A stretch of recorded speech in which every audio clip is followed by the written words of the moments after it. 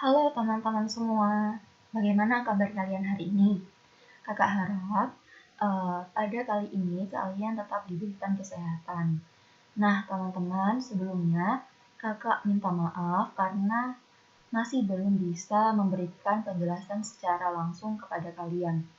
Nah teman-teman, pada hari ini atau pada pertemuan kali ini kita akan melanjutkan materi tentang teks laporan hasil observasi. Nah, ada yang bisa menebak nggak apa sih materi yang akan kita pelajari pada pertemuan kali ini? Nah, setelah kalian mempelajari tentang struktur dan lain-lain, kalian akan mempelajari tentang penggunaan bahasa dalam teks laporan hasil observasi. Nah, teman-teman, dalam sebuah teks itu pasti ada kaidah-kaidah penggunaan bahasa. Nah, dalam teks laporan hasil observasi ini terdapat beberapa penggunaan bahasa yang harus digunakan dalam teks laporan hasil observasi. Nah, yang pertama yaitu menggunakan istilah-istilah bidang tertentu.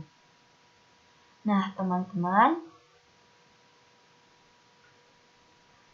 istilah itu apa sih? Nah, istilah itu adalah kata atau gabungan kata yang dengan cermat itu bisa mengungkapkan makna konsep, proses, keadaan, atau sifat yang khas dalam bidang tertentu. Nah, gimana sih Kak cara mencari istilah-istilah itu? Nah, untuk mencari istilah-istilah itu, kalian bisa mencarinya di kamus. Nah, kamusnya itu bukan kamus yang biasa, tetapi menggunakan kamus istilah. Nah, misalnya kalian ingin mengamati tentang hal-hal yang berhubungan dengan sains. Nah, kalian bisa menggunakan kamus istilah dalam bidang sains itu tadi untuk menemukan istilah-istilah yang akan kalian gunakan dalam teks laporan hasil observasi yang kalian buat. Seperti itu. Nah, contohnya misal dalam istilah biologi, mungkin kalian akan menemukan kalimat abiotik, kemudian anatomi, kemudian benang sari, ekosistem, embrio, maupun istilah-istilah lain dalam bidang biologi. Nah, seperti itu. Nah, sesuaikan saja dengan objek yang akan kalian amati atau akan kalian observasi. Nah, kemudian yang kedua yaitu setiap paragrafnya memiliki kepaduan. Nah, teman-teman, teks laporan hasil observasi ini dalam membuatnya harus paragrafnya itu memiliki kepaduan. Hal ini karena apa? Nah, hal ini karena supaya meminimalisir informasi yang acak. Nah, jadi paragrafnya ini harus sesuai dengan struktur teks laporan hasil observasi, di mana strukturnya itu terdiri dari deskripsi, kemudian atau pengetahuan umum, kemudian deskripsi bagian, bisa saja kemudian dilanjutkan deskripsi manfaat, dan kemudian yaitu yang terakhir simpulan. Seperti itu. Nah, tidak mungkin informasi yang kalian muat itu misal paragraf tentang deskripsi bagian ditaruh di bagian awal, kemudian pengetahuan umum atau penjabaran umumnya ditaruh di akhir, kan tidak mungkin seperti itu. Karena apa? Nah, kalau penempatannya secara acak, maka informasi yang akan disampaikan kepada pembaca itu akan susah untuk dipahami karena informasinya saja peletakannya aja tidak berurutan, bagaimana pembaca bisa memahaminya. Seperti itu. Nah, kemudian yang ketiga yaitu kalimatnya efektif atau tidak boros. Nah, teman-teman, dalam menuliskan informasi dalam teks laporan hasil observasi, kalimat yang kalian tulis itu harus menggunakan kalimat yang efektif atau tidak boros. Nah, hal ini apa? Supaya tidak bertele-tele dalam menyampaikan suatu informasi. Nah, misalnya ada kalimat, ini kakak sebutkan atau kakak bacakan contoh yang salah ya. Perhatikan baik-baik. Misalnya, manfaat yang terkandung dalam terumbu karang dapat dikelompokkan menjadi dua, yaitu adalah manfaat langsung dan manfaat tidak langsung. Nah, teman-teman, untuk kalimat perbaikannya, yaitu manfaat terumbu karang dapat dikelompokkan menjadi dua, yaitu manfaat langsung dan manfaat tidak langsung. Nah, kalian perhatikan dengan baik-baik ya. Nah, di kalimat yang pertama, itu kalimatnya itu terlalu boros, di mana ada kata yang terkandung dalam terumbu karang. Nah, kenapa tidak langsung saja manfaat terumbu karang? Nah, karena manfaat terumbu karang itu sudah mencakup hal-hal yang ada dalam terumbu karang. Jadi tidak perlu ada kata yang terkandung dalam seperti itu. Nah, kemudian pada contoh yang salah itu ada kata yaitu yang kemudian kalimat kata selanjutnya yaitu adalah. Nah, itu merupakan pemborosan ya teman-teman, karena kata yaitu dan adalah itu memiliki arti yang sama, jadi dipilih salah satu saja, seperti itu. Sehingga perbaikannya itu manfaat terumbu karang dapat dikelompokkan menjadi dua, yaitu manfaat langsung dan manfaat tidak langsung, seperti itu. Nah, kemudian yang keempat yaitu kalimatnya cermat atau tidak ambigu. Nah, teman-teman, untuk meminimalisir informasi yang ambigu atau dapat menimbulkan pengertian lain, maka kalian itu harus menggunakan kalimat yang cermat atau tidak ambigu, sehingga kalian akan terhindar dari pemahaman pembaca yang berbeda dari pemahaman kalian. Nah, misalnya ketika kalian menggunakan kalimat cermat, maka pembaca akan memahami sesuai dengan apa yang kalian sampaikan. Nah, apabila kalian tidak menggunakan kalimat yang cermat, maka bisa saja pembaca itu memiliki pemahaman lain dari apa yang kalian ingin sampaikan kepada pembaca, seperti itu. Nah, kemudian yang kelima yaitu menggunakan imbuhan asing, baik itu akhiran is, isasi, maupun awalan anti, di, ekstra, dan lain-lain. Nah,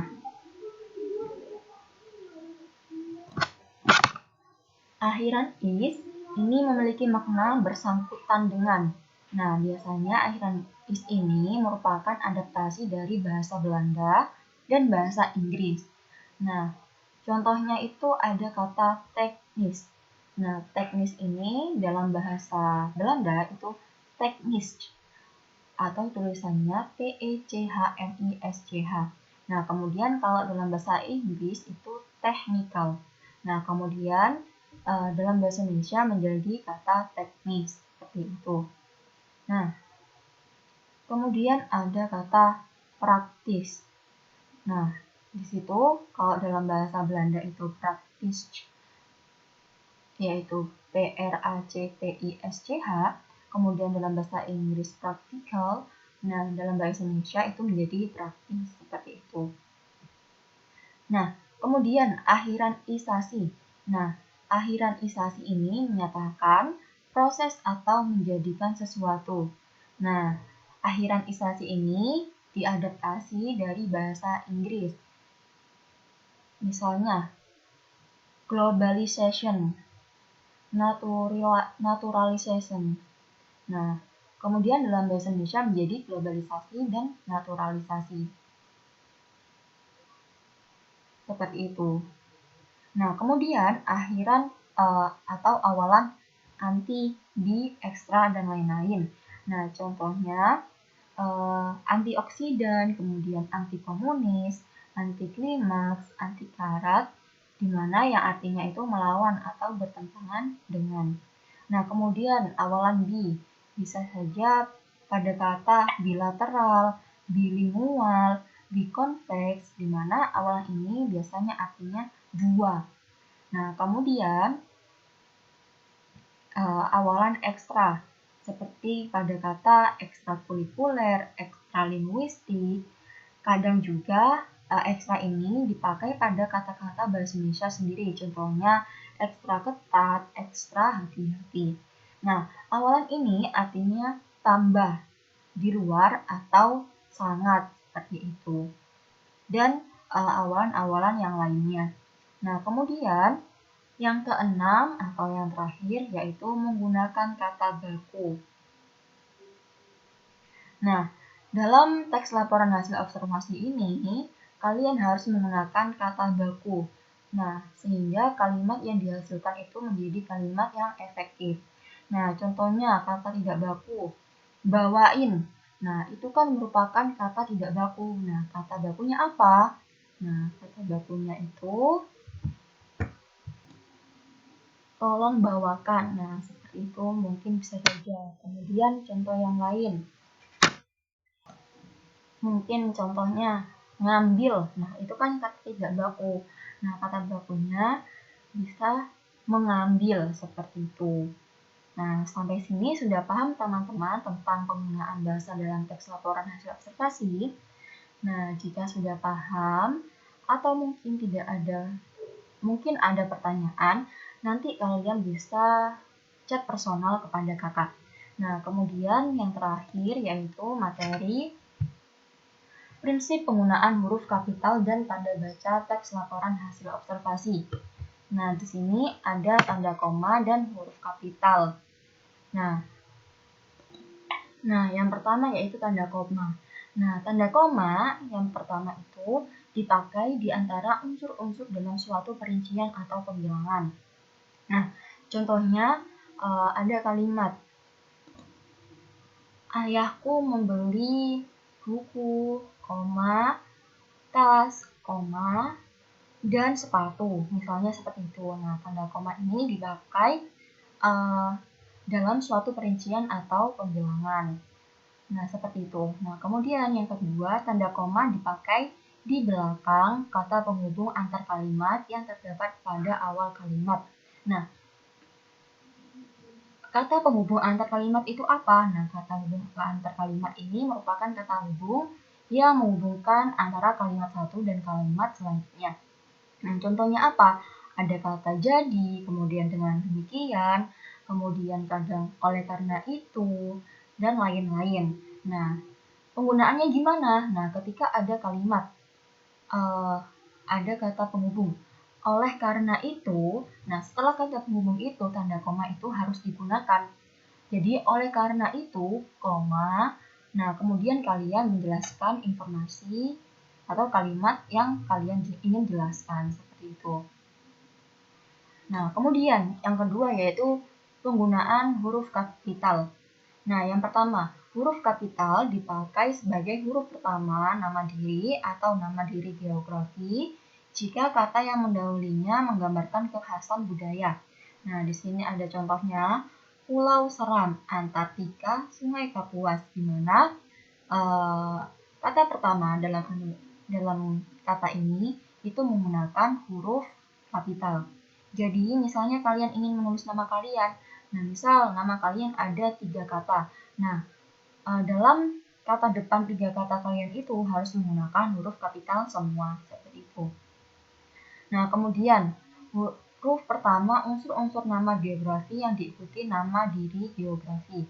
Nah, contohnya Selat Lombok. Nah, ini kan nama geografinya. Selat Lombok. Nah, di mana misalnya harus menggunakan huruf kapital. Nah, kemudian ada contohnya Teluk Benggala. Nah, di sini juga menggunakan huruf kapital pada awal katanya, seperti itu. Nah, teman-teman, apabila nanti ada yang belum jelas, kalian bisa bertanya kepada kakak melalui personal chat ya. Baik, teman-teman, terima kasih pada pertemuan kali ini. Semoga informasi yang kakak jelaskan kalian bisa memahami ya. Sekian, terima kasih. Wassalamualaikum warahmatullahi wabarakatuh.